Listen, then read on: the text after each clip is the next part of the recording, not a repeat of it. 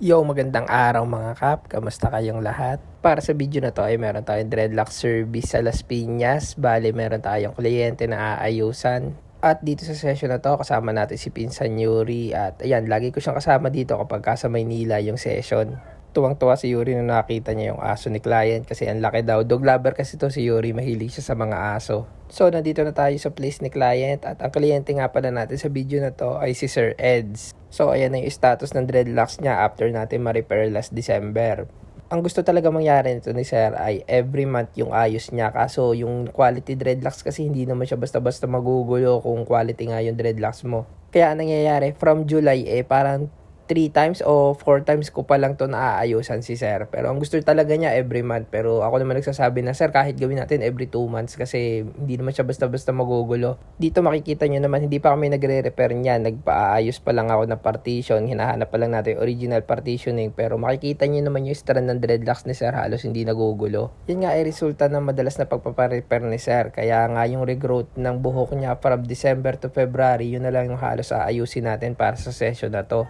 Lalo na kung monthly yung repair ni Sir, halos wala na akong gagawin nun. Kung sa akin bilang artist, sobrang pabor nun kasi konti na lang naman yung gagawin ko kung every month nga yung ayos ni Sir. Pero syempre, pinapayuhan ko rin si Sir na mas maganda kung every 2 months para masulit niya yung ibabayad niya. Ayoko rin kasing abusuhin yung kabaitan nito ni Sir kasi kung hindi nyo may tatanong halos 3 times o 4 times yung binabayad niya sa rate ko. Para sa akin, yun yung way ng mga clients para magbigay ng appreciation sa ginagawa natin bilang artist. Tapos tayo naman bilang artist, syempre, magbibigay tayo ng quality service sa kanila.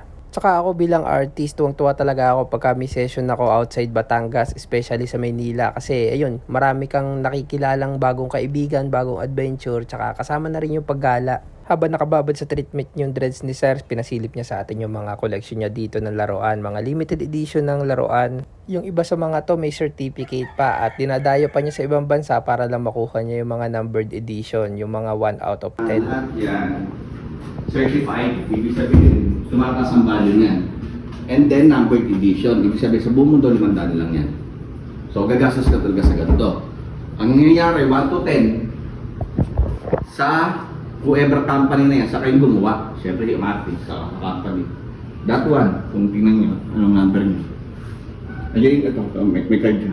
Ito number 1. Oh, yun yung number 1. This one alone, 3 years is condominium na. Alin? Alin dyan? Pag binenta ko ito, Ito na taas? Oo, mukha pa na dyan, 8 million. Pero sa lahat ng collection ni Sir, mapa limited edition ng toys, helmet, gears. Itong big bikes na collection niya yung paborito ko. Talagang 40 minutes lang, Las Piñas to Batangas. Pakinggan nyo naman yung mga tunog.